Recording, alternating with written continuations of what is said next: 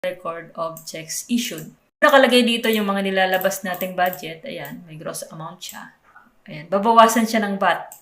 Na-discuss ko dun sa isa kong video, yung video ko sa pag-disburse ng budget ng barangay. Yung mga tax na binabayaran natin, halimbawa na lang pag nag-purchase tayo, merong mga certain tax na babayaran tayo. Ito, may nakalagay dito yung 5%, merong 2%, merong 1%. Halimbawa na lang ito, payment for electric expense. Meron siyang 2% tax at meron din siyang 5% tax. So, ibabawas yun doon sa 2,087.92.